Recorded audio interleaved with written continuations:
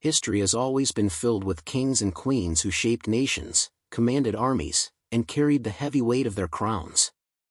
Yet, some of the most fascinating rulers were not remembered for their victories in war or their brilliant reforms, but for their eccentricities, their strange family traditions, and the odd choices that shaped their dynasties. This is the story of those rulers and their unusual families, woven across different empires and centuries. And though their crowns have long turned to dust, their lives still echo with both wonder and mystery. Our story begins in ancient Egypt, where the royal family of the pharaohs was unlike any other. Pharaoh Akhenaten, husband of the beautiful Queen Nefertiti, shocked his kingdom when he abandoned the worship of Egypt's many gods in favor of a single deity, the Aten, the sun disk. His devotion was so consuming that he moved the royal family to a brand new city, Akhetaten, built in honor of this new god. But his obsession with divine light came at a cost. His people grew restless, priests rebelled against him, and his family was caught in the middle of this radical transformation. His daughters were raised in the middle of political storms, and whispers of deformities in the royal bloodline, perhaps caused by centuries of inbreeding, only deepened the sense of strangeness surrounding his dynasty. When Akhenaten died, Egypt quickly tried to erase his legacy, smashing statues and burying his memory. But the unusual family he left behind, particularly the boy king Tutankhamun, continued to carry the burden of those bizarre royal choices. Tutankhamun's life would be cut tragically short, leaving behind one of the most famous mysteries in history, his golden tomb, untouched for thousands of years. Meanwhile, far from the sands of Egypt, another royal family was carving its mark on history, the Julio-Claudian dynasty of Rome. At the center of this story was Emperor Caligula, a man whose name would forever be tied to madness and excess. Caligula grew up in the shadow of power, but when he became emperor, his rule took on an unpredictable, almost theatrical form. He adored lavish spectacles, threw coins to the crowds, and demanded worship as if he were a living god. But what truly shocked his empire was his strange obsession with his horse, Incitatus. Caligula showered the animal with luxury, giving it a marble stable, an ivory manger, and even proposing to make it a senator. His family life was no less bizarre. Paranoid and ruthless, Caligula trusted no one, not even his own kin. Many members of the imperial family lived in fear of sudden betrayal. Rome itself trembled, unsure whether its emperor was a genius playing at divine theater or simply a dangerous tyrant slipping deeper into madness. Yet Rome was not alone in producing eccentric dynasties. Across the Channel, in medieval England, the Plantagenet family was tearing itself apart in a drama so intense that it would later be known as the War of the Roses. The royal families of York and Lancaster were cousins bound by blood but divided by ambition. Queens and mothers plotted behind the walls of castles, sending their sons into brutal battles for the throne. Brothers betrayed brothers, fathers turned against heirs, and England descended into decades of chaos. The wars were not only about crowns, but about survival, as each family schemed to ensure that their bloodline, and not their rivals, would rule. Among the most tragic figures of this era was Margaret of Anjou, wife of King Henry VI. Fierce, proud, and unyielding, she fought tirelessly to secure her son's inheritance, even leading armies herself. But her struggles ended in heartbreak, as her dynasty was shattered and her child slain. The throne would eventually fall to the Tudors, but the memory of the Plantagenet family's endless feuding remained a chilling reminder of how ambition could twist even the closest bonds. The theme of strange and tragic families did not stop in Europe. In China, the Ming dynasty produced emperors who ruled over one of the most powerful civilizations of their time, yet some of their choices bordered on the absurd. Take the case of the Jingde Emperor. He was known for neglecting the duties of his empire, preferring instead to dress up in disguises and wander the streets of Beijing at night. He invented alternate identities for himself, such as Zhu Shou, a military general of his own creation, and demanded his court officials address him by this name. He filled his palace with exotic animals, including leopards, tigers, and even giraffes brought from Africa. His family, caught in his wake, often found themselves helpless to steer him back toward responsibility. Ministers pleaded with him, but the emperor seemed more interested in adventure and indulgence than in ruling. For the Ming dynasty, it was both a period of spectacle and silent decay. As we move from continent to continent, a strange pattern emerges. Royal families, whether in Egypt, Rome, England, or China, were bound not only by crowns but by peculiar traditions, dangerous ambitions, and eccentric choices. Their lives remind us that behind the gilded thrones and jeweled crowns were men and women whose flaws were as human as anyone's, though magnified by power. Yet this is only the beginning. Because scattered across history are even more families whose stories are stranger, darker, and more astonishing than we might imagine. In the courts of Eastern Europe, in the kingdoms of India, and even within the shadows of forgotten empires, rulers and their families shaped destinies in ways that continue to puzzle and fascinate us today. And so, our journey into the weirdest royal families in history is far from over. The story of eccentric dynasties does not end with Egypt, Rome, England, or China. As history stretches across continents, stranger and darker tales await us. Behind every palace gate, royal families struggled not only with power but also with their own humanity, desires, fears, betrayals, and obsessions that reshaped nations.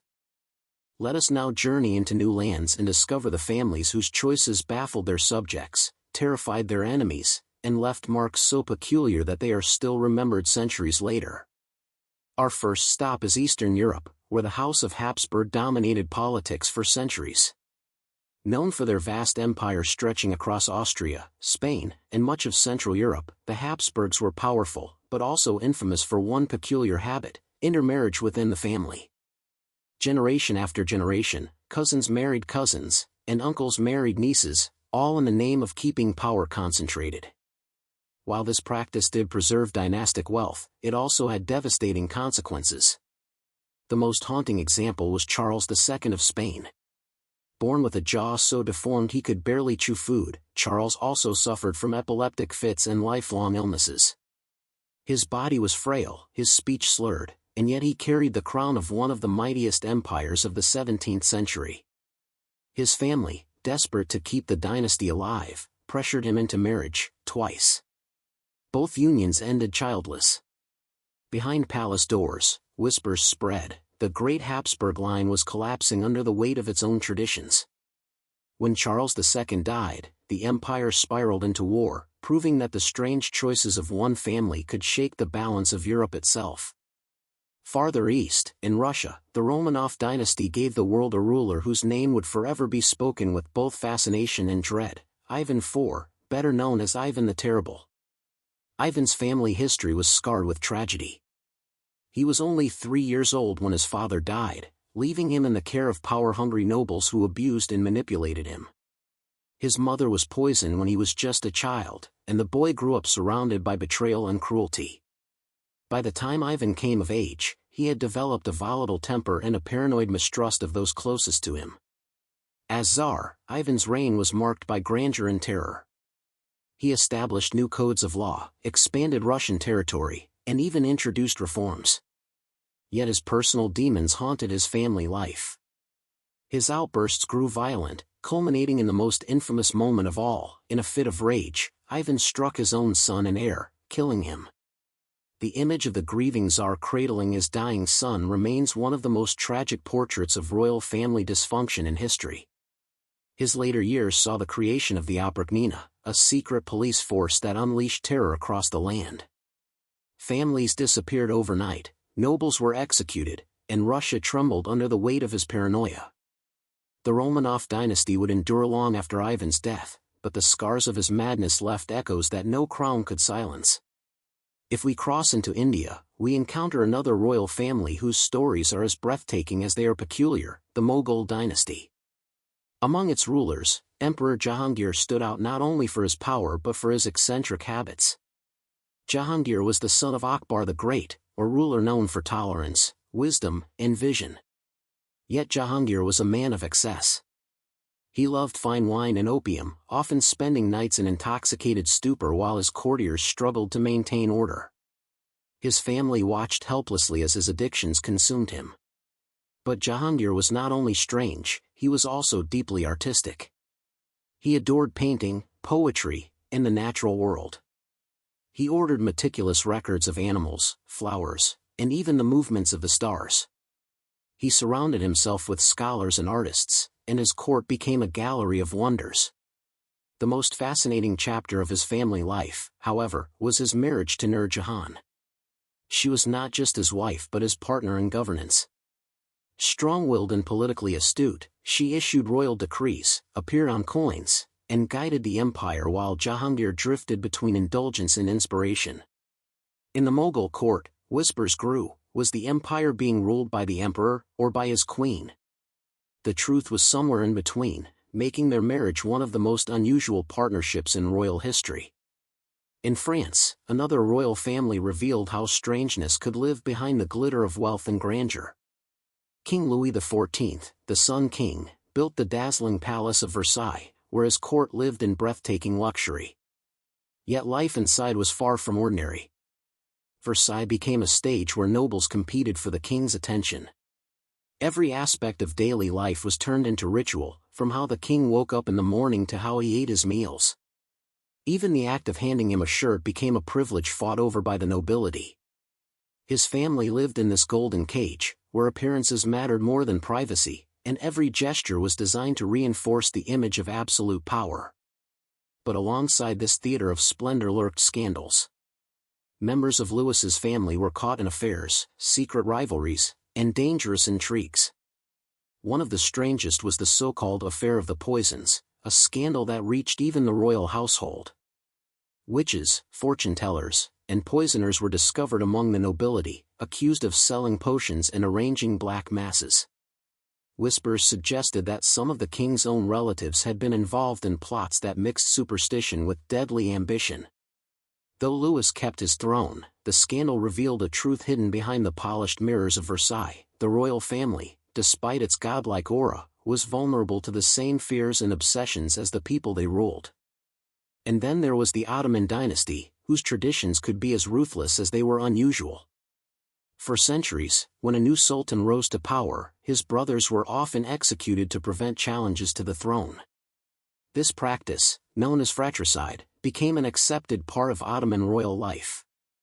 Imagine the childhood of a prince in such a family, raised in luxury, taught the arts of war and governance, yet knowing that his own brothers might one day kill him, or that he might be ordered to kill them. The palace was both home and prison, filled with love and suspicion in equal measure. One of the most peculiar Ottoman rulers was Sultan Ibrahim, known to history as Ibrahim the Mad. Confined to the palace for most of his youth, deprived of freedom, and traumatized by the executions of his brothers, he developed a fragile mind. When he finally became sultan, his reign was marked by bizarre extravagances. He filled his harem with hundreds of women, showered them with jewels, and indulged in wild fantasies. His family tried to contain his excesses, but in the end, the empire's patience wore thin. He was deposed and executed by his own court. The Ottomans endured for centuries, but the peculiar family traditions they embraced reveal the price of absolute power and the human cost hidden beneath empire. From the palaces of Spain to the courts of Russia, from the gardens of India to the golden halls of Versailles, and from the harems of the Ottomans to the battlefields of England, one truth remains clear: royal families were never ordinary. They were human beings trapped in extraordinary circumstances, their lives twisted by power, wealth, and fear. And still, our journey is not over. There are more families to uncover: royals who dabbled in forbidden sciences, queens who defied every expectation, rulers who vanished without a trace, and dynasties whose secrets still lie buried beneath the earth. Their stories are waiting, hidden in chronicles and ruins, ready to remind us that history is not only about kings and queens, it is about the strange, fragile, and unforgettable lives they lived. The journey through strange dynasties carries us further now, into corners of history where the line between power and fragility blurred. Each royal family believed itself destined to rule by divine right, yet time and again, their eccentricities, flaws, and obsessions betrayed them. As their palaces glittered with wealth, their private chambers often echoed with sorrow, suspicion, or scandal. We have seen the Habsburgs collapse under the weight of their own bloodline, the Romanovs torn by tragedy, the Mughals shaped by love and addiction, the Bourbons glitter with splendor yet rot with corruption, and the Ottomans endure rituals as ruthless as their power was vast. But the story is far from finished. the strangest legacies still lie ahead. In Africa, the kingdom of Dahomey offers us a glimpse of a dynasty that defied expectations. While most royal families across the world centered their power on kings and male heirs, Dahomey became famous for something very different: its women warriors, known as the Agoji. These women served as the personal guard of the king, forming an elite force feared across West Africa. They trained with discipline, fought with ferocity, and were bound to the royal family with unshakable loyalty. In the palace, they lived apart from men, forbidden to marry, their entire existence dedicated to protecting the dynasty. Imagine a royal court where sisters, daughters, and nieces did not become pawns of marriage alliances but instead picked up swords and marched to battle. While European and Asian dynasties schemed with treaties, the royal family of Dahomey declared its strength through the valor of its women. Their story reveals a different kind of dynasty, one where the family bond was not just blood, but the shared oath of service and sacrifice. Yet even here, strangeness prevailed. The king held near absolute power over the lives of his subjects, and his court was filled with rituals that blended reverence with fear. His family members, though privileged, lived within a system where devotion to the throne could outweigh personal freedom.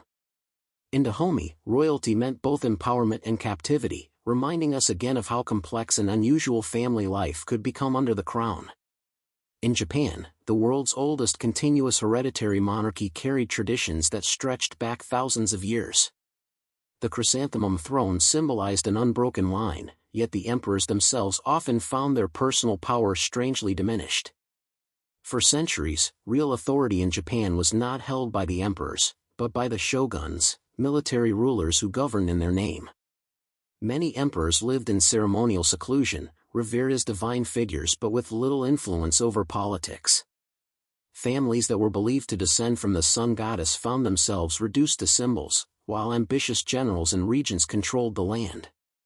Yet even within this system, peculiar family dramas unfolded. Emperors and princes were often forced into lives of strict ritual and confinement. Forbidden from making choices about marriage or daily affairs, their personal relationships were sacrificed for the sake of appearances.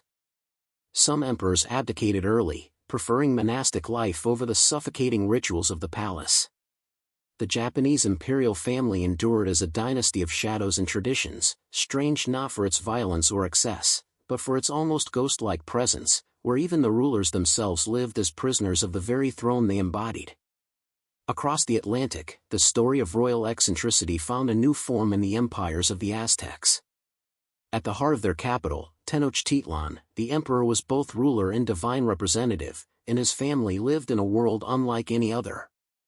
Montezuma II, the emperor who would face Hernán Cortés and the Spanish conquest, ruled at a time when the Aztec Empire was at its height.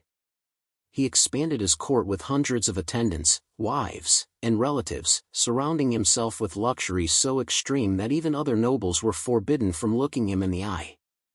The royal family lived in splendor, dining on rare delicacies and observing rituals that bound them to the gods. But this aura of divine untouchability would prove a double-edged sword.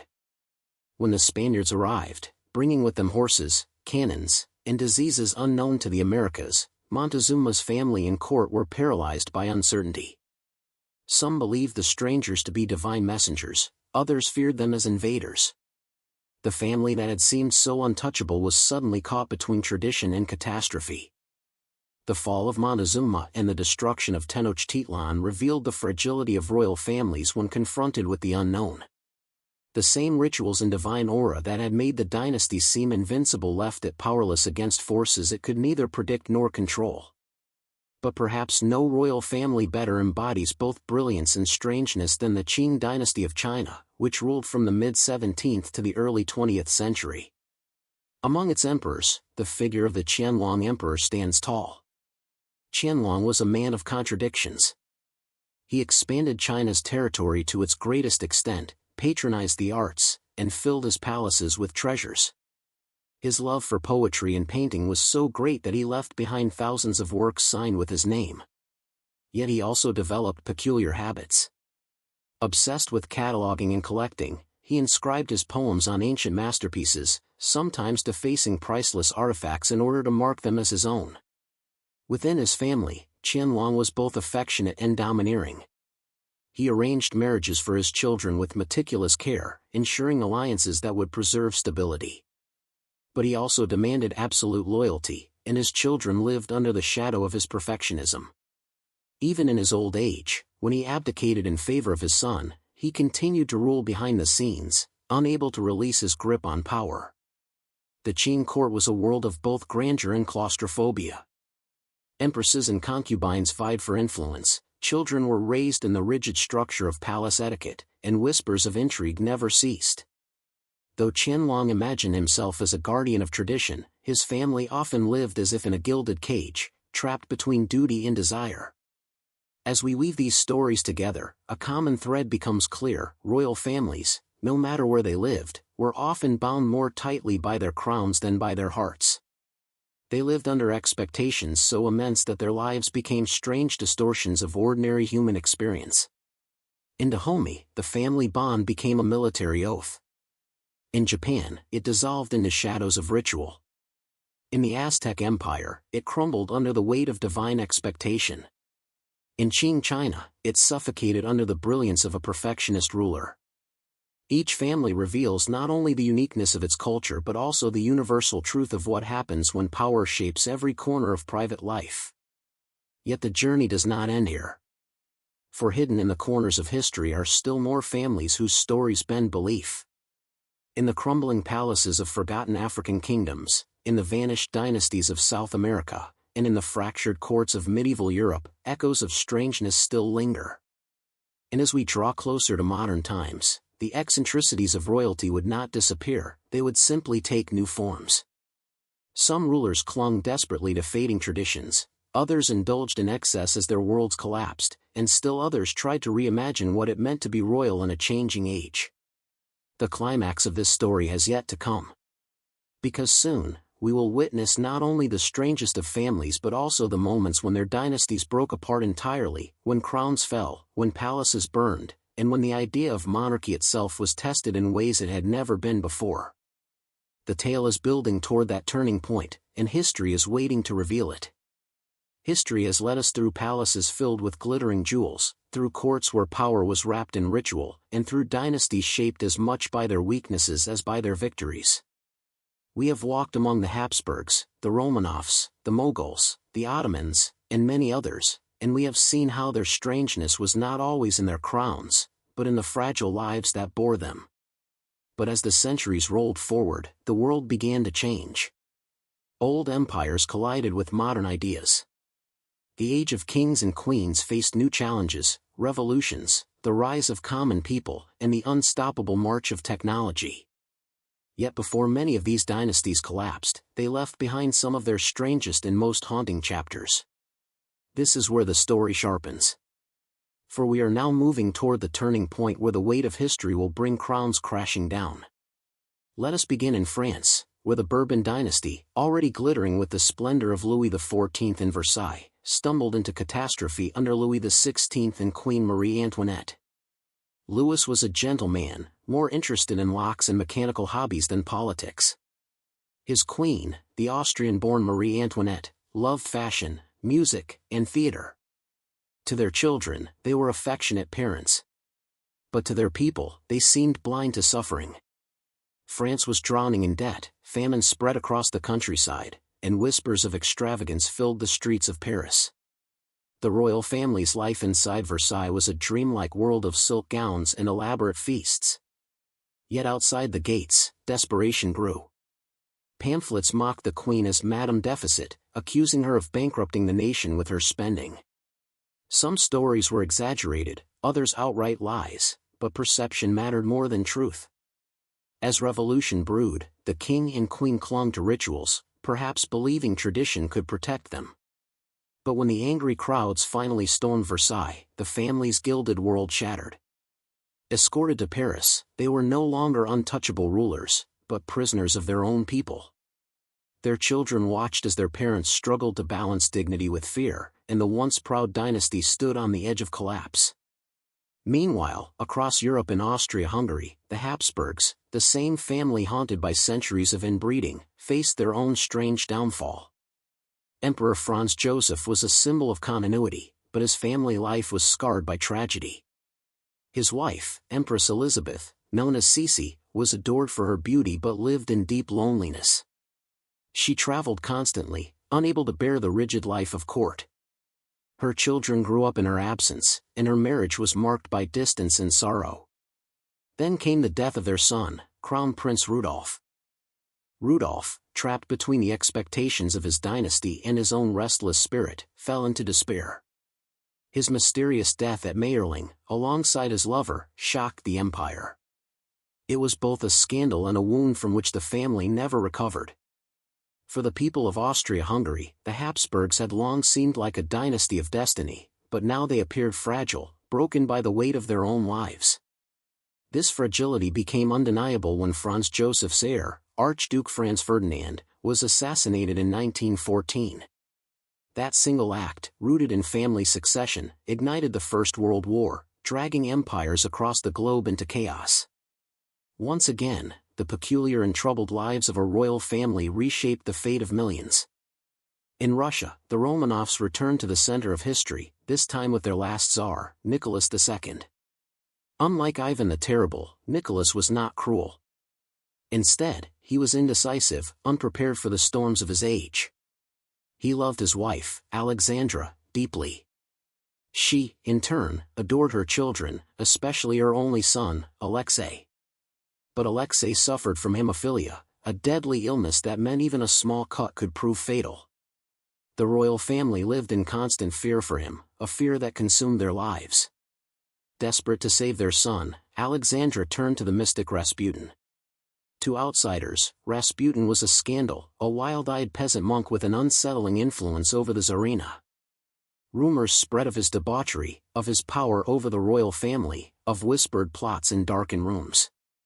Whether he truly healed Alexei or not, the family clung to him, convinced that their child's life depended on his presence. The people of Russia saw only corruption and weakness. The dynasty that had once inspired awe now seemed trapped in superstition and secrecy. And as war and revolution spread, the Romanovs found themselves cornered, their world closing in. Their children, innocent of politics, were caught in a storm that would sweep the dynasty away forever. Beyond Europe, in China, the Qing dynasty faced its own twilight. The empire that had once flourished under emperors like Qianlong was now weakened by corruption, rebellion, and foreign intrusion. At its center was a figure both powerful and enigmatic, Empress Dowager Cixi. Cixi had risen from a low-ranking concubine to become the true power behind the throne. For decades, she ruled from behind the curtain, while young emperors, her sons and nephews, served as figureheads. Her family was both her strength and her weapon. She placed relatives in key positions, protected her son's fragile throne, and maneuvered through endless court intrigues. Yet her rule was marked by contradictions. She supported modern reforms when it suited her, but clung to tradition when threatened. She filled the summer palace with beauty while rebellions raged outside its walls. Her court was a maze of loyalties and betrayals, and even within her own family, she faced opposition. The dynasty staggered under the weight of foreign wars and internal strife, and by the time of her death in 1908, the end was inevitable. Just 3 years later, the last emperor of China, a child named Puyi, was placed on the throne, a symbol of a dynasty already fading into memory. Across the world, the Ottoman Empire was facing a similar unraveling. Sultan Abdul Hamid II, remembered as the Red Sultan by his enemies, lived in an atmosphere of suspicion and secrecy. His family, once at the center of one of the greatest empires in history, now found themselves surrounded by enemies both inside and outside the palace walls. Abdul Hamid feared assassination so much that he rarely left his palace. His paranoia spread to his family. Princes and princesses grew up in isolation, their lives overshadowed by the Sultan's fears. The old traditions of the dynasty, once brutal but effective, had given way to uncertainty. As nationalist movements rose and European powers closed in, the Ottoman royal family clung to rituals while the empire crumbled beneath them.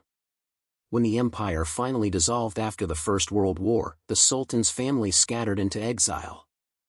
Once they had lived as masters of half the world, now they carried their titles into foreign lands, stripped of wealth and power. Their story revealed with painful clarity that even the strangest and most enduring dynasties could be broken by the tide of history. What ties these stories together is the image of families caught in forces greater than themselves. Louis and Marie Antoinette trying to shield their children as revolution closed in. Franz Joseph and Sisi watching their dynasty fracture under sorrow.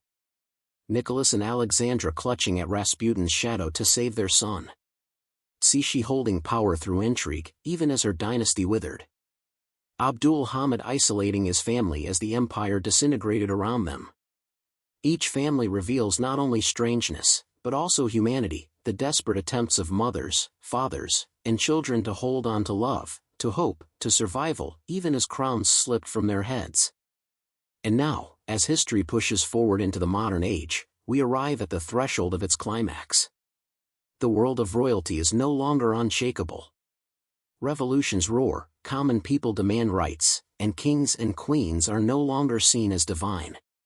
But before the final act unfolds, there are still stranger stories to tell: royal families who vanished without a trace, rulers who refused to let go of power until it destroyed them, and children whose destinies were written before they could even walk. The turning point is approaching. The crowns of the old world are trembling, and soon, they will fall. The journey has carried us across continents and centuries, through palaces glittering with gold and chambers filled with shadows. We have seen the strange customs of the Habsburgs, the tragedies of the Romanovs, the extravagance of the Bourbons, the ruthlessness of the Ottomans, the rituals of Japan, the mysteries of the Mughals, and the brilliance and decline of the Qing. Each dynasty revealed something about the fragility of power, the burden of family, and the strangeness of human ambition. But history does not simply recount their lives, it judges them. And as the modern age dawned, the old world of crowns and thrones began to unravel. The climax was not a single event, but a cascade of endings, as dynasties that had lasted for centuries collapsed within a few decades. In France, the Bourbon dream of divine monarchy ended beneath the blade of the guillotine. Louis XVI and Marie Antoinette, who had once seemed untouchable behind the gilded gates of Versailles, were executed before the eyes of their people. Their children, torn from their arms, were left to suffer in prison cells. The dynasty that had ruled with ritual and splendor collapsed in blood and silence. The world was shocked. If the French king could fall, then no crown was safe. In Russia, the Romanovs clung to their faith and their family bonds as the storm of revolution closed in. Nicholas II, Alexandra, and their 5 children were imprisoned, stripped of their titles, and forced into exile within their own country. Still, they tried to live as a family, praying together, writing letters, playing games to shield the children from despair. But hope was an illusion. In the summer of 1918, in a dark cellar in Ekaterinburg, the last Tsar and his family were executed.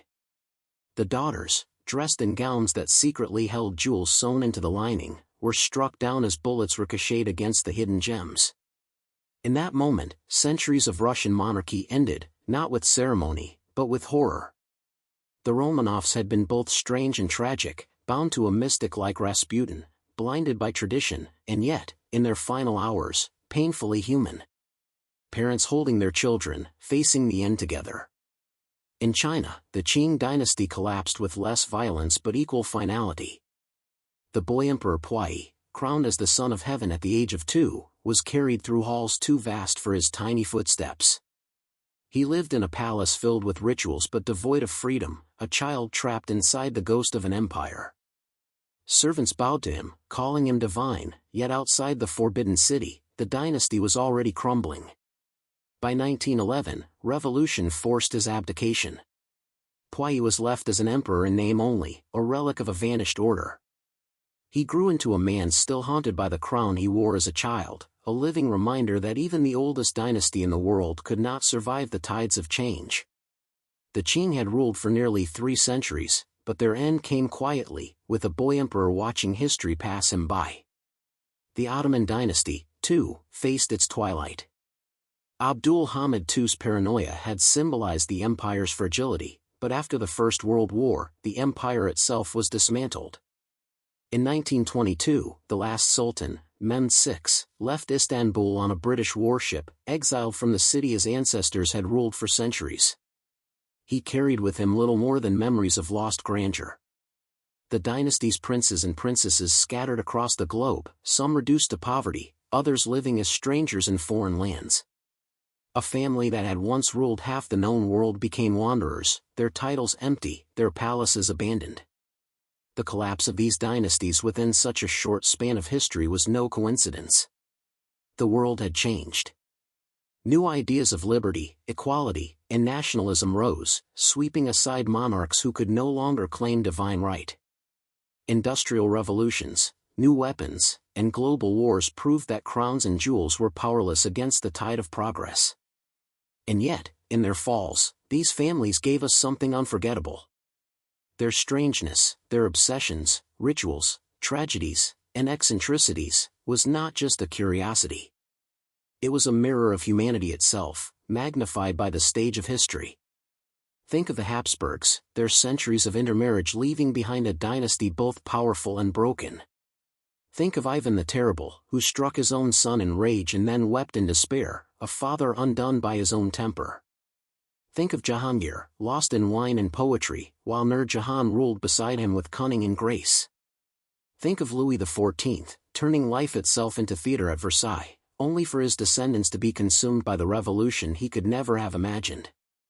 And think of the Romanovs, whose final moments remain one of history's most haunting images, a family destroyed not only by politics, but by the weight of a crown too heavy for any human to bear. In the end, the weirdest royal families in history are remembered not just for their oddities, but for the way they remind us that power cannot shield us from tragedy. Behind every crown was a beating heart, behind every ritual a family struggling to survive, behind every throne a fragile human story. The turning point of history swept them away. Palaces became museums, thrones became relics, and royal families became symbols rather than rulers. Yet their stories live on, not only in books and monuments, but in the caution they offer. For history whispers this truth: power without humanity will always collapse.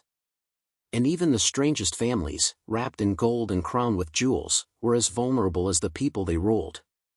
And so, our journey ends here. From the sands of Egypt to the streets of Paris, from the palaces of Beijing to the prisons of Russia, from the gardens of India to the shadows of Istanbul, we have walked through centuries of royal strangeness. We have seen how crowns both elevated and destroyed, how dynasties dazzled and decayed, and how families bound by power often lost the very thing they sought to preserve. The crowns have fallen.